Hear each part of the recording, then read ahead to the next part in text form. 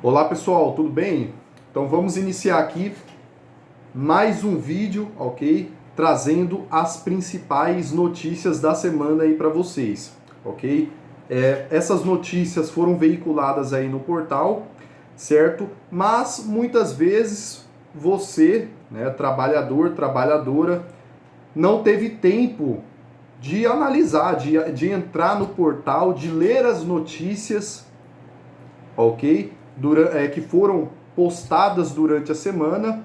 Isso é completamente legítimo, certo? Então é para isso que toda semana, todo sábado, às 20 horas, às 8 horas da noite, eu irei postar o boletim da semana com as principais notícias aí para vocês, ok? Então vamos logo sem enrolação, certo? A OMS, pessoal, declarou hoje, sábado, dia 23, a OMS declarou emergência no caso da varíola dos macacos, ok? Então, essa declaração foi feita pelo diretor-geral Pedro Adhanom, hoje às 23, ok? A varíola dos macacos já está presente em mais de 70 países, certo? Em mais de 14 mil pessoas já estão contaminadas com essa doença, essa varíola que vem se espalhando aí rapidamente, ok? No Brasil, o Ministério da Saúde já calculou aí 607 casos da doença, ok? Até esse momento. E essa doença está presente em 13 estados e no Distrito Federal, ok? Então, Leone, o que é declarar uma emergência? O que é essa tal de emergência que a Organização Mundial da Saúde declarou, né? Bom, a emergência, pessoal, ela é uma das funcionalidades que está presente no Regulamento Sanitário Internacional, né? O RSI, que foi baixado em 2005. E ele serve aí para ajudar a comunidade internacional a prevenir e responder a graves riscos, né, de saúde pública que tem o potencial de atravessar fronteiras e ameaçar pessoas em todo o mundo. Então, a Covid-19, por exemplo, antes dela ser elevada ao status de pandemia, a OMS declarou emergência, ok? Então, quando ela começou a se espalhar por vários países, a OMS acabou declarando estado de emergência. Posteriormente, ela veio declarar que a Covid-19 era uma situação pandêmica, né, de pandemia, ok? A declaração de emergência, pessoal, só ocorreu 6 vezes na nossa história, certo? Pelo menos nesse século, ok? No caso da pandemia do H1N1 em 2009, no caso do Ebola em 2013 e no caso da República Democrática do Congo, né, o caso que ocorreu em 2018, a poliomielite em 2014 e o Zika vírus em 2016 e agora a Covid-19, ok? Leone, o que é essa varíola dos macacos? Pessoal, essa varíola dos macacos ela foi descoberta em 1958, então já faz um tempo. Não é algo que surgiu agora. Foi descoberto lá atrás, em 1958. Peço perdão por essas tosses aqui, tá? Eu tô com a tosse aí essa semana, tá complicado. Então ela foi descoberta por cientistas em 1958 e ganhou esse nome, varíola dos macacos, justamente porque ela foi descoberta primeiramente em primatas, ok? Em macacos. Mas ela é transmitida aí, ela também passa de roedores para seres humanos através de alimentação, enfim, ok? Quais são os sintomas? Né? Os sintomas mais comuns, né? A dor de cabeça, febre, dores musculares, dores nas costas, calafrios e exaustão. Então esses são os sintomas mais comuns aí da varíola dos macacos. E a OMS hoje declarou estado de emergência, ok? Emergência global. Então a OMS reconheceu aí o perigo dessa varíola e a partir de agora todos os países irão se unir aí para tentar conter o avanço desse vírus, ok? Graças a Deus, ao que tudo indica, ao que parece, a varíola dos macacos não tem não tem uma propagação tão efetiva quanto a Covid-19, graças a Deus, ok? Então a questão da varíola dos macacos a gente já matou. A outra notícia, pessoal, dessa semana aí, né, o Eduardo Cunha tem seus direitos políticos restabelecidos. Olha só, Eduardo Cunha novamente aí no jogo político, né?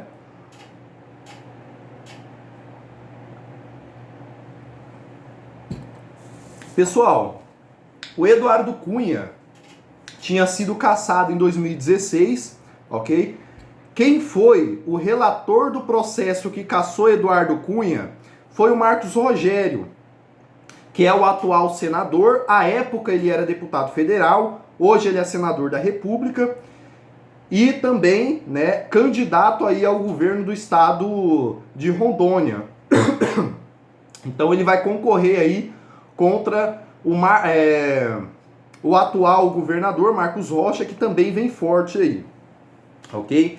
Então quem restabeleceu os direitos políticos de Eduardo Cunha foi o desembargador Carlos Brandão do Tribunal Regional Federal, ok? Na decisão, né, o Carlos Brandão, o desembargador, alegou que o processo não teria respeitado os princípios constitucionais do devido processo legal e da ampla defesa, ao dificultar a produção de provas, o aporte de documentos e informações que poderiam ter influenciado na formação de juízo acerca dos fatos, considerando-se a maneira como fora conduzido o processo disciplinar. E também disse, né? Enfim, essa foi a decisão aí do Carlos Brandão, ok? Então ele reconheceu aí que o processo não respeitou o devido... esse processo não teve o seu devido processo legal, né? O seu procedimento devido e desrespeitou aí o princípio da ampla defesa e dificultou a produção de provas por parte do ofendido, né? Ou por parte do réu Eduardo Cunha, ok? Marcos Rogério, quando foi pedir a cassação de Eduardo Cunha, lá em 2016, foi Marcos Rogério, ok? Como é que se iniciou essa cassação de Eduardo Cunha? Foi o seguinte: o Eduardo Cunha foi ele quem abriu o processo contra Dilma Rousseff lá no finalzinho de 2015, lá em dezembro de 2015. Então foi ele que abriu o processo contra a Dilma Rousseff, certo? Eduardo Cunha estava com esse processo no Conselho Disciplinar da Câmara, faltava alguns votos do PT para que esse processo fosse enterrado. O PT votou a favor, né, desse processo, votou contra Eduardo Cunha e, em forma de retalhar o PT, né, Eduardo Cunha acabou abrindo o processo de impeachment contra Dilma Rousseff, que acabou sendo empichada, certo? Posteriormente, com esse processo, o relator do processo era Marcos Rogério, Eduardo Cunha perdeu o seu mandato, teve seu mandato cassado e os seus direitos políticos também, ok? O relator do processo contra Eduardo Cunha, o Marcos Rogério, ao pedir a cassação do Eduardo Cunha, o Marcos Rogério disse: a lista de provas a demonstrar a prática de irregularidades graves cometidas durante o mandato e que afetaram a dignidade e o decoro do parlamentar é extensa e plural. Ok? Então a vasta prova contra Eduardo Cunha, afirma aqui Marcos Rogério, né? E ele continuou: há provas robustas, amparadas em evidências documentais, extratos bancários, declarações de autoridades e bancos estrangeiros e diversos depoimentos convergentes que demonstram ter o representado recebido vantagens indevidas de esquemas relacionados à Petrobras e deliberadamente mentido perante a Comissão Parlamentar de Inquérito e a Câmara dos Deputados. Então tá aí acusações gravíssimas contra o Eduardo Cunha, que teve o seu mandato cassado lá em 2016, e que hoje foi agraciado com a decisão do TRF1, ok? A decisão do desembargador Carlos Brandão, que restabeleceu os seus direitos políticos. Então, Eduardo Cunha está livre aí para se candidatar a algum cargo eletivo, certo? Então, o caso Eduardo Cunha a gente já matou também.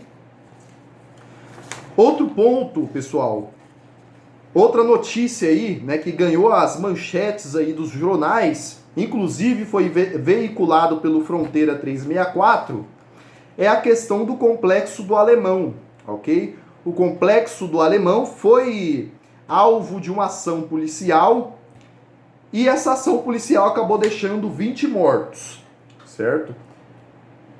Eu vejo muitos jornais, né? Aí, nossa, a polícia matou dezenas de pessoas nessa ação e tal, mas a polícia estava cumprindo seu papel, ok? Se o bandido estava com um fuzil atirando, mandando bala para cima dos policiais, a culpa não são deles, ok? E se porventura, em legítima defesa, alguma arma de algum policial propeliu algum disparo que veio atingir algum bandido e que veio a ceifar a sua vida, ok? Foi em legítima defesa do policial, o policial não tem culpa, ok? Do bandido estar lá na favela recebendo ele a balas, ok? Então agora o policial não pode mais fazer operações na favela? Não pode mais? Não existe isso, ok? O Estado não pode mais intervir? Se porventura, algum dia, isso for decidido, ok? Aí, realmente, o Estado fracassou. Se o Estado não pode entrar na favela por causa de bandidos, por pessoas que desrespeitam a lei, por pessoas que que agem, ok, completamente fora da legalidade, se o Estado não pode invadir um local dominado por esses criminosos, então, meu amigo, o Estado realmente perdeu para a criminalidade e nós estamos entregues à marginalidade, ok? Ao crime organizado. Então, os policiais devem sim fazer as operações, ok? Em nota, a Polícia Militar afirmou que a operação ocorreu após investigações sobre roubos de veículos, né, na Zona Norte e roubos a banco em Niterói, na Baixada Fluminense, no município de Iguatis. A PM também afirmou que a quadrilha alvo da operação de hoje atua em roubo de cargas e de óleo diesel.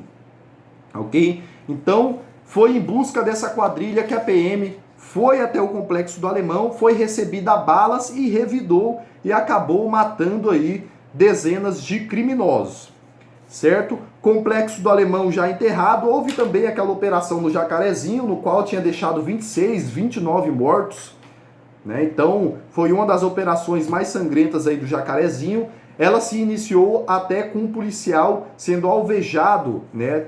Tinha levado um tiro na cabeça quando desceu do Caveirão, e daí essa operação se iniciou disso, né? E foi uma operação que ocorreu esse ano, salvo engano, o ano passado, não sei, né? Mas ocorreu no Jacarezinho e deixou 26 mortos, ok? A maioria bandidos, certo?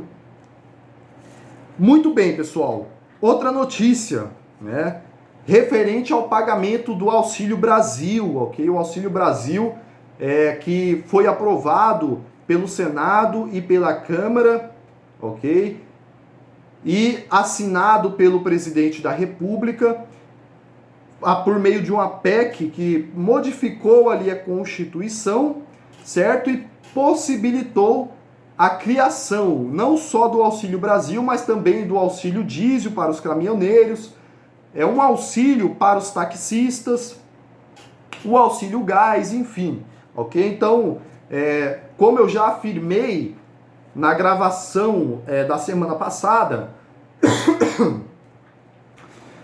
presidente da República não pode criar programas de transferência de renda em ano eleitoral, certo? Contudo, entretanto, todavia, houve essa modificação na Constituição por parte de Jair Bolsonaro, certo? Que vem muito atrás aí nas pesquisas, muito atrás, né, de Luiz Inácio Lula da Silva. Então ele criou essa PEC para injetar dinheiro público, né? Está utilizando todo o poder da máquina pública para tentar uma reeleição, ok? Para tentar aí vencer ou no primeiro ou no segundo turno Luiz Inácio Lula da Silva, certo? Então o Ciro Nogueira, chefe da Casa Civil, ele confirmou o pagamento do Auxílio Brasil a partir de 9 de agosto, ok? Então houve essa confirmação, ele confirmou quinta-feira, dia 21, certo? Tudo vale, quanto ao Vale Diesel, o vale de R$1.000 aí para os caminhoneiros, ele confirmou um pouco antes, né, para a partir de 5 de agosto. Ele relatou, né, abro aspas, nós colocamos como data inicial o dia 9 do mês de agosto, estamos fazendo todo o esforço do mundo para que a gente consiga cumprir essa data. Mas, se não for possível, vai ser por 1 ou 2 dias no máximo. São menos pessoas, então nossa expectativa é que talvez a gente consiga pagar isso e esta data disponível antes pagar isso e está disponível antes do Auxílio Brasil, ok? A questão agora ele se referindo ao Vale Diesel. É questão de poucos dias, podemos trabalhar, por exemplo, como dia 5 para os caminhoneiros e dia 9 para o Auxílio Brasil. Não está fechado, ok? Então, a data mais ou menos que o Ciro Nogueira passou, né, o chefe da Casa Civil, foi dia 5 para os R$1.000, né, o auxílio caminhoneiro, e dia 9 de agosto para o Auxílio Brasil. Isso de acordo com o Ciro Nogueira, o chefe aí da Casa Civil de Jair Bolsonaro. Certo? A última notícia, pessoal, da semana, que também tem ganhado aí as manchetes, é que um representante da ABIN, ele acabou pedindo demissão, né? Ele deixou o cargo após divulgar uma nota negando haver fraudes nas urnas eletrônicas. Ok? Então o representante da ABIN, o Daniel Almeida de Macedo, ele é presidente do Intelis, União dos Profissionais de Inteligência de Estado da ABIN. Ok? Então Daniel Almeida de Macedo, ele disse, por meio de nota, não haver fraudes nas urnas eletrônicas e acabou, né? Ele é chefe da ABIN, Agência Brasileira de Inteligência, ok? Chefe da ABIN, instituição completamente respeitável, inclusive pelo presidente, ok? Então, a nota divulgada ontem, né, a Intelis, a instituição Intelis, afirma ter prestado apoio técnico e especializado à Justiça Federal e que nunca houve indícios de fraude. A nota também diz que, ao longo de toda a história da utilização da urna eletrônica, os profissionais de inteligência de Estado têm prestado apoio técnico especializado à Justiça Federal no fornecimento e implementação de sistemas e dispositivos criptográficos que contribuem para a autenticidade, confidencialidade e inviolabilidade dos programas e dados das urnas utilizadas no país. Então diz a nota aí, posterior a essa nota, o representante da ABIN, o Daniel Almeida de Macedo, acabou aí pedindo demissão, ok? E em segunda-feira dessa semana, na segunda-feira o presidente Jair Bolsonaro se uniu com dezenas, né, com em torno aí de 40 embaixadores e propagou aí, né, as suas mentiras de sempre sobre as fraudes nas eleições, ok? Ele já tinha relatado que havia provas, né, já tinha afirmado que havia provas contra as urnas eletrônicas lá em território norte-americano, lá nos Estados Unidos. Ele disse isso, né, que tem provas que as urnas eletrônicas foram fraudadas. Ele disse isso lá nos Estados Unidos, a época que Donald Trump era presidente, né? Posteriormente, ele acabou confirmando que não, na verdade, eu não tenho prova alguma, né? Ele voltou atrás desse discurso, mas durante um discurso para dezenas de autoridades na segunda-feira, lá em Brasília, né? Discurso para dezenas de embaixadores, ao torno de 40 embaixadores. Jair Bolsonaro reafirmou aí, né, retomou a sua retórica conspiracionista, né, de que há fraudes nas urnas eletrônicas, ok?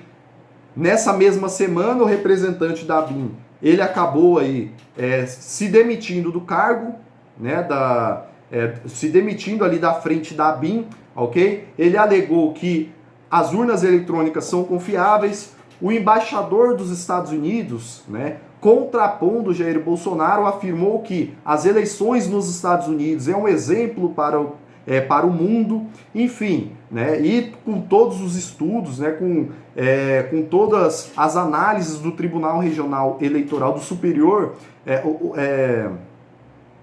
do Tribunal, né, Eleitoral, né, a jurisdição eleitoral, com todos os equipamentos, com todas as análises, enfim, né, eles chegaram na conclusão que realmente não tem como fraudar as urnas eletrônicas, ok? É claro que Jair Bolsonaro está apelando a esse discurso para justificar uma eventual derrota que com certeza ele vai ter, certo? Então essas são as principais notícias da semana. Nos vemos na semana que vem, todo sábado, às 8 horas, ok? O boletim da semana, as principais notícias, ok? Da nossa semana, do nosso Brasil, notícias do mundo, do Brasil e notícias regionais também, ok? Até a próxima, até mais.